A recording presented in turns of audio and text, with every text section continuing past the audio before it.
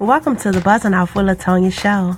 While we wait, don't forget to like, share, and forward the buzz. Click our live notifications right now for more updates on Buzzzinoff with Lutonya TV show.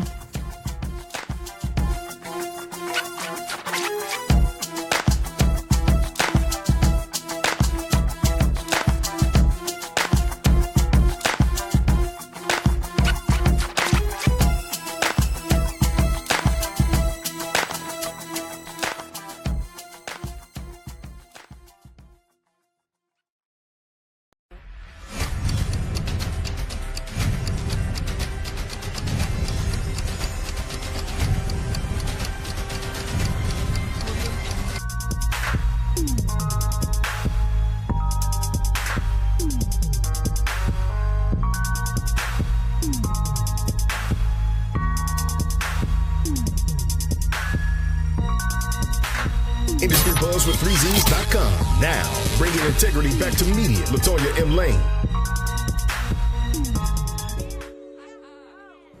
Hey, what's going on, everybody? This is your girlfriend, your buddy, your pal. Welcome to the Buzzzinoff with Lutonya TV show. I'm really excited about this show. Why? Because we get a chance to talk about things that's going on in our community and share some great women with you on today. And I want to encourage you to share, like, and definitely join us on Industry Buzz and Fresh Air. Today, the show is about being bold, being fearless, and being authentically you. Today, we have the one and only Deborah Billups in the studio today to talk about heart disease. Thank you so much for showing up for us today. Glad to be here. Man, it's good to see you. Look, off the internet. Yes, yes. I get a chance to see you on some Sundays and just see your resilience. You was in the hospital for a while, and this is Heart Disease Awareness Month as well as Black History and so many other things. But the history is being made every day that you get up. It is. Tell us about your story in 1994. Okay, I found out I had heart disease. I got sick at work,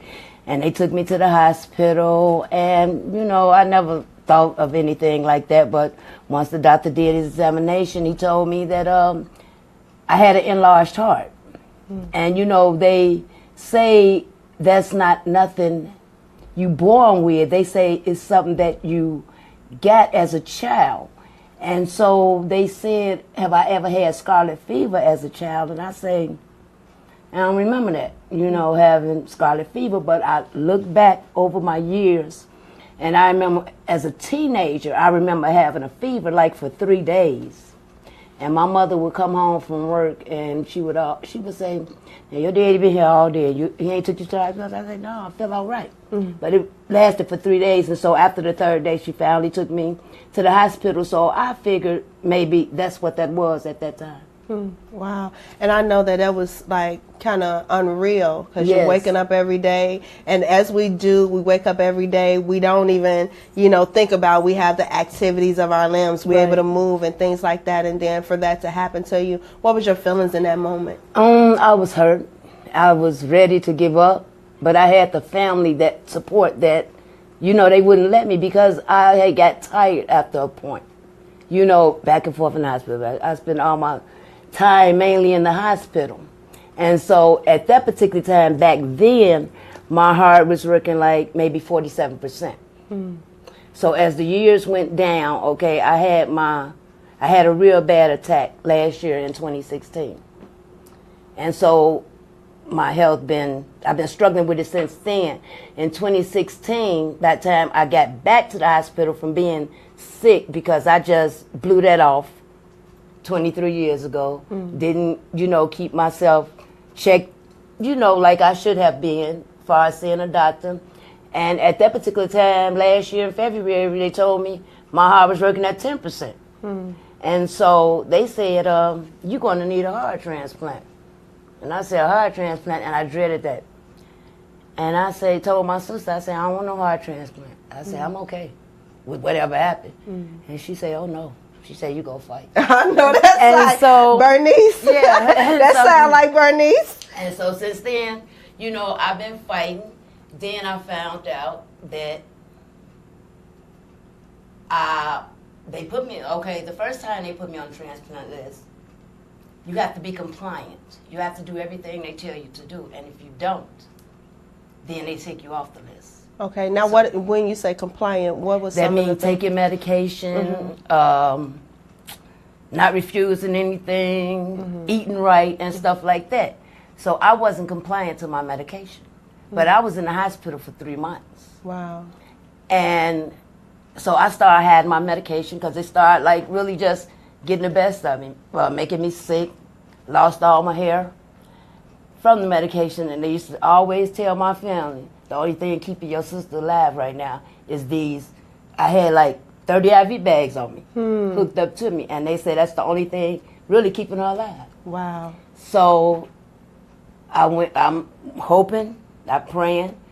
They had put me back on it because I had got sick again. I got out. I went to the hospital June 14th, 2016. I got out September the 9th. My birthday. In 2016. Wow. So I got sick again in October. They didn't put me back on the heart transplant list. They had took me off of it. So I'm like, what I'm going to do? So when I got sick again in October of 2016, I went back. They told me, they said, your heart just ain't working. And they say, you need a heart. And so they say, what we're going to do is we're going to put you back on the transplant list. So why they keep taking you on and taking you off is when you go into the hospital? Yeah, because I wasn't compliant. So now I have been compliant in everything I do. My health, my medication, keeping my clinic appointments. That's also, you have to be compliant doing. And so I just started doing everything I could. So now I'm depending on God for a complete healing because I went back to the doctor in January of this year. Found out I have antibodies. Okay, so I'm like, okay. What's antibodies? It's something in your blood and in your bone. And it's neither good or bad. They say you can have it, get it by having children. It's a number of things that can cause it. But anyway, they said, so therefore by you having antibodies, you can't get a heart because the heart will reject. So therefore, we're not going to put a heart in you knowing that it's going to reject. So when I got this, I say, okay. I say, so what am I to do? I'm not just going to lay here and die. Right. So I say, can I go to the health food store and try to, get things that's going to help me? Right. And they said, you could do whatever. They say, because we might miss something, or whatever. So that's what I do. Go to the health store and try to, help myself. Right. But I got to check with them. Everything I get, everything I take. You have to make sure it's in compliance. It's okay. Yeah. So my heart was at 10%. So, so now it's at like 20%. So you just keep on coming so and coming I say, and I'm believing God. This here is luggage. So you have to carry that. I wear this 24 hours a day. I cannot take this off. I have a machine in me. And that's what helped my heart continue to function. Right. If this ain't got no batteries, there ain't no Deborah. So but you know what? You just celebrated a birthday. Yes. And you look so beautiful. Yeah, and you. What I love about you is that even though they're saying something, you still believe. Oh, yes. And you're still doing what it takes to, get yourself right. You're a mother. Yes. You're a sister. All the above, a grandmother. Yes. You got your grandbaby in here with you today. Yes. What would you like to say to people that, is struggling with that, news about heart disease? What would you like to share with them today? I would just like to tell them, don't give up. Because I know it's not easy, because I said to myself when I finally came home, I told my daughter, I said, I'd rather stay here. I said, I don't know what to do. I said, I've been in the hospital for 3 months, and I don't know what to do when I come home. And then have to carry this everywhere you go. I can barely walk blocks, because it is. I mean, it's heavy. It's not nothing light. And like I said, it's batteries. You know, and the batteries are like this. Wow. This here checks my numbers, you know, and it let me know where my number's at. This machine right here, it lets me know where my number's at. And if my numbers is below a 3, then that means I'm not drinking enough water. Oh, wow. If this number is below 2, that means I'm not drinking enough water. So when it get over, I say under 3, then I have to start drinking water, Gatorade and stuff like that. And if it get high, then that means I'm fluid overloaded.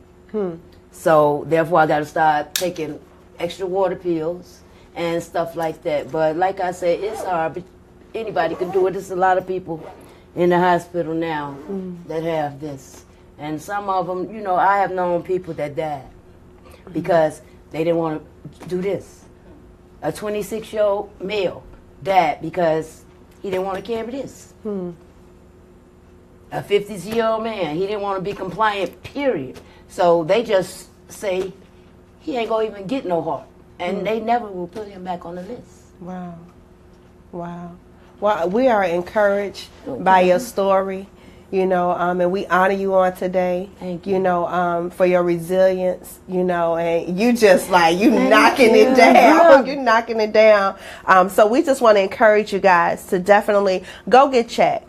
Don't overlook anything. You know, take care of our bodies, take care of yourself, and love your family. More to come. Rashida Lucas is in the building right here on Buzzzinoff with Lutonya. Y'all keep it locked. We're going somewhere tonight. Be bold, be fearless, be you right here on Buzzzinoff with Lutonya. Hey, what's going on, everybody? This is your girlfriend, your buddy, your pal, Lutonya of IndustryBuzzWith3Zs.com. Connect with us today to find out how you can become a special guest on our show. Go to IndustryBuzzWith3Zs.com. Click Be Our Guest. We look forward to having you right here on Buzzzinoff with Lutonya. Hey, what's going on? This comedian BMT. Hey guys, I'm Oh So True. Hi, my name is Brandon Reynolds. It's real Shannon D, and you rockin' with Industry Buzz, 3 Z's. With 3 Z's. With 3 Z's. Industry Buzz with 3Zs.com.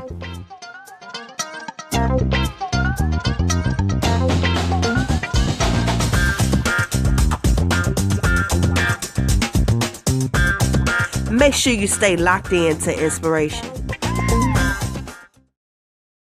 Hey, what's up, everybody? Welcome back to Buzzzinoff with Lutonya TV show. I think y'all always catch me laughing, but that is just definitely segue right into Rashida is here with us on today, the comedic star, trending right now on Facebook, YouTube, everywhere for Divorce Court. She trends every year around this time, and we're excited to have you in on today. Now I'm supposed to read my little comments, but okay, so here we go. Nothing brings tears to your eyes and leave you with a gasp like laughter, and that's what she does every time she hits the stage. But just in everyday life, I am a stalker. I stalk her Facebook posts and look for those laughs, and I know you will too. Welcome so much to the show. Thank you for having me. Thank you for being here. I know you're busy, you know you're trending, and phone calls are coming in, so I'm honored. Hate mail, everything. I'm honored that you're here with us all today. Now, tell me, when you was coming up, you was watching Def Comedy Jam, and you was watching all of these people. Who was your favorite comedian? My favorite comedian coming up watching Def Comedy Jam had to be, it was a lot. Wow. It was a lot. Definitely like Martin Lawrence. Oh, he's hilarious. Martin Lawrence, yeah. My sister and I, we recorded every Def Jam episode, and we would just watch them over and over. Like, we knew everybody's sets verbatim. Wow. Wow. Well, you definitely have that funny bone. We're excited to have you here today. Now, tell us your story. How did you even get started into comedy? Because you could have done anything else. You're very gifted and talented. Thank you. What caused you to be drawn to comedy? Well, actually, okay, this is how the story goes. So, my first love and passion is music. I'm born into I can't even think of, I'm having a brain fart. Musically There's inclined. a lot, musically inclined, yes, thank you. There are a lot of musicians in my family. Even one of my cousins toured with Rick James and The Time and a lot of people like that and played in salsa bands. So I grew up around that, but I honestly, at first was a rapper. My twin sister and I were rappers. Like, I had notebooks full of songs. Wow. We were in studio with people. One of my father's friends was a very well-known producer who worked with like Jimi Hendrix, Stevie Wonder, a lot of people. He worked with the Brat before she became the Brat. She was in a group first. And we would sit at his house and sit in the backyard and watch them practice and perform and things like that. So then we started going to his studio and we went to somebody else's studio. And, you know, when you're a 15-year-old girl and you don't really look 15, sometimes some people make you feel uncomfortable. So I stopped going to the studio and just, left that it whole alone. scene. Yeah. So when I got older, I would go to, my cousin played in the NBA, so I got to meet a lot of different celebrities and different genres of entertainment industry. So I got to meet a lot of people, so we would always be like in VIP no matter where we would go. And one day I ran into comedian Sean Morgan, who's from Chicago, and we were at a party. My cousin is married to Selena Johnson at this time. This day they got engaged, and she had a party with Gabrielle Union and Tyrese, and we were in her VIP section. So Sean Morgan goes, "Hey, you, come here. What do you do?" I'm like, "I don't do anything." "Yes, you do. Every time I see you, you in VIP. What do you do?" And I was like, "I don't do anything." I don't do anything. So he and I connected and started to become really good friends, and I would go support him at his shows. And all growing up, my sister and I are really silly and goofy. My father was really funny, like the comedic person in the family. So people would always say, "You missed your call, you missed your call. Yeah, you should you have been on should've been stage. yeah. You should be a comedian, you should be a comedian." But music was my passion. So when Sean and I became friends and I would go support him, and you see people bomb on stage, I'm like, I can do that. I can do that. Right. I can go up, I can do this. So I told Sean, I was like, I can do that. He said, "Well, you're naturally funny. That's the first thing you have to be a comedian. I'll sit down with you and have some writing sessions." But at that time, Sean was at the peak of his career. So he was like on the road doing Def Comedy Jam, Bad Boys of Comedy, things like that. So he really didn't have time. And I ran into Baldhead Phillips. Oh, yeah. So I ran into him at a comedy at one of Damon Williams when he did Funny First Saturdays in Gary. Yeah. And Baldhead and I exchanged numbers. So he actually sat with me and had writing sessions. And when he was like, "Okay, I think you're ready. I'm going to take you down to Jokes and Notes." And see what's going on. Yeah, and it was amateur night. Damon Williams was hosting. That night, Deion Cole was there. It was a lot of different people there. I went up for the first time. So Baldhead felt like a really proud papa, So I got off stage. Deion Cole gave me a big hug, like, "Wow, that was good." He was like, "Is this your first time?" I said, "Yeah." Damon Williams did the same thing. So after that, I just started doing comedy. And it just started going really, really good. Started getting booked for a lot of different shows. I've been on several TV shows. Did TBS Just for Laughs 3 years in a row. I've been on some reality shows. Still have the #1 episode of Divorce Court. Right. I was like, is this real? So y'all got to make sure y'all go to her page and find out what we're talking about. You posted it up, and it's now already at 40-something Chris thousand. Brown posted it. Thanks, Chris. Oh, yeah. Chris Brown posted it up, and that was hilarious. She was like, "Okay, thanks for making it viral again." Right. Because over the years, I've been on WGCI doing interviews. Right. A lot of different radio stations. Michael Baston talked about it on his show one day. I still get hate mail. When the judge said, "Are you crazy? Have you lost your mind?" Y'all got to go check it out so y'all can see what we're talking about. But what does your comedy stem from? Do you do personal, life? Because some people, they have all different ways. BLT has a different way. Brian, the Wildcat, everybody has. Wildcat is hilarious. He was here with us not too long ago. That's my buddy. But everybody have a different way where they pull from. Where do you pull from? Because you're also a mother. And you're a grandmother. Sister, you're a grandmother now. Yes. Congratulations. Thank you. So where do you pull your stories from? All of I write my own material. My style of comedy is very edgy. I talk about things that people are afraid to talk about, things that are like taboo to talk about. I talk about those things. So I say things that people are afraid to say, but comedians, we literally live through other, like we can say it and get away with it because it's a joke. Yeah. But I talk about a lot of my own life situations. Like most of my comedy and sets are about my kids. I was a teenage mother. I had my oldest daughter a week after I made 16. Wow. So my daughters are 23, 17, and 14. My 17-year-old has the little boy, my grandson, that's a year and a half. So all of my comedy stems from everything that, that happened to me, being a single woman, being a mother of teenagers, still having a good relationship with my kid's father, and working all those things out, dating, all of those things, they all pertain to me. Yeah. Well, it's good to see you in rare form. I met you and I just fell in love with you. I was like, you got to come on to the show. I was like, okay. And you're here on today. Now, you as a single mother, you've been able to pave the way for so many other, young ladies. They look up to you and they're excited about their future because of what you've been through, and you are resilient in that, and they follow your story. What would you like to say in the heat of Black History Month? There's so many things that's going on with our kids today and in our communities. What would you like to say to the audience to just continue to motivate them and inspire them to keep laughing? One thing I would say, now I don't consider myself a single mother. To me, single mothers are women where the father is just 100% absent. Like my children, we co-parent 100%. He's very. My kids, I think they see their dad at least every day or every other day, and we've been broken up for like 13 years. So I don't consider myself a single mother because he's there 100%. Like you said, that is a blessing. It is a blessing. And I would actually tell a lot of the women out there, or if you are a single mother, if you're co-parenting, I'm all about positive vibes. And a lot of the people with the divorce court episode going viral, everybody thinks I'm this horrible person.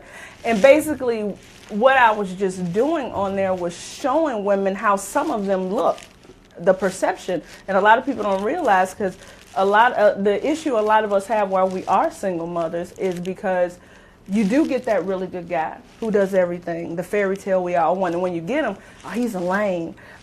He's too nice. He's like, how is somebody? He's too sensitive. How is he too nice? Yeah. Like, no, that's what you want. You don't run. I don't know why. I think in our culture, we're raised if something's too good to be true, you run from it when you're supposed to go for it. And I have this thing where I tell women all the time, hashtag be a queen, be a queen, be a queen, act like a lady. I even raise my daughters the exact same way. If there's negative people around you, move it out the way, let it go. If it's a family member, love them from a distance. I tell people all the time, I'll love you from over there. Right. Way over there. I hashtag it all the time. Another thing that I do, I start my day, every morning when I start my day, I have to actually train myself to do this, because for some reason, the world we live in now, everything's social media, everything's phone. So as soon as we wake up, you still have crust in your eyes and you like this. Yeah, pulling your phone, yeah. Right. So I had to train myself a couple of years ago, before I even touch that phone. I say, thank you for waking me up this morning. I say all my prayers. I pray for other people. I do my affirmations. There's one affirmation that's on my page every day. I always say, oh my goodness, I always say, all amazing things will happen to me today. And then I listen to gospel music. Then I go to the heathen stuff afterwards. but I always, how you start your day off is how the rest of your day will be. Nobody or anything can ruin my day whatsoever. You can walk up to me and slap me and I go, hold on, let me give you a hug, because clearly something's going on in your life. Now that is not an invitation for you to walk up to her and slap her, because you may get the wrong side of her, okay? I got guns. Look, I got guns in my bag. You don't want to do that. Now, I used to bounce. I would love to see you pull your music and your comedy together. I've been working on, I might do that. Yeah, I see that. Like, I can see that. Let me make sure that I'm there. Oh, come on. So we can we'll capture put you on the track. moment. Look, I would love to see you do that. And I just love you, and I'm excited about your present and your future. How can people connect, or what do you have coming up next? What do I have coming? Oh, I travel a whole lot. Oh, so yeah, I know. We be out of here. Yeah. So I haven't even hit a stage in 2 years because of you traveling. What we're doing. Yeah, totally retired at 39. I love it. Have all the freedom in the world. But I'm definitely working on some things. I I was fasting like 2 years ago, and I know my calling is to reach out to women and young women, even the young men, because the women are not the only ones who need somebody to reach out to. And I'm working on something like that. I'm definitely passionate about helping teen mothers because I was a teen mother, and I know, the flack that we get, the adversity that we get. Instead of people giving us positive words, everything's just negative. Oh, that's horrible. That's terrible, terrible, terrible. Even when my daughter had my grandson at 15, and soon as somebody would say something, I said, wait a minute, hold on. If it's not anything positive, don't say anything to this one right here. You can leave all your negative stuff out there. We don't do that, But yeah, I'm passionate about helping teen mothers and the youth out here because, a lot of people's looking for the president and all, to help what's going on in Chicago. It's a spiritual war that we're in. It takes way more than that. We got to help save as many souls as possible as we can. And we have to come together and unify as a community. And that's what this month is all about. But Black History is 365 days in a year, just so you know. We're constantly making history every day. We're making history right now by the next decision that you're going to make. And I want you to make the decision to connect with these women on today. How can people connect to you and find out more? You can connect with me. I'm on every social media outlet. Snapchat, Rashida Lucas 5, Instagram, Rashida Lucas 5, Twitter, Rashida Lucas 5, and Facebook is Rashida J. Lucas, and it's Rashida. It's spelled with an I. And just one more thing, start speaking positive to our kings out here. It doesn't help that we are putting them down just like everybody else. Spread more love, more positivity, everything will be better. Definitely, it's going to be better, especially with you getting on the stage. I'm going to need you to go ahead and handle that. I might get back on that this year. I don't know yet. I'm having fun putting stamps on my passport. I know, right? And you can find out how you could be free as well at 39 like she is by inboxing her on today. But definitely thank you so much for hanging out with us, and special thank you to our guests on today. We talked about heart disease, and the importance of taking care of yourself. Go get checked. Make sure that we're doing what's healthy for our body. When we have a healthy body, we have a healthy mindset and a healthy community, and that's going to help us continue to build, grow, and expand. So continue to stay locked in right here on Buzzzinoff with Lutonya on Industry Buzz with 3Zs.com and Fresh Air Network. Be bold, be fearless, and be authentically you. Holla at you, girl. Bye. You've been listening to Industry Buzz with 3Z's Radio. Hosted by Lutonya. Tune in next Thursday. If you would like to be a guest on the show, send us an email at connect@industrybuzz.com. And remember, that's Buzz with 3Z. Join us today and bring in integrity back to media, highlighting inspirational news and music. Industry Buzz with 3Zs.com.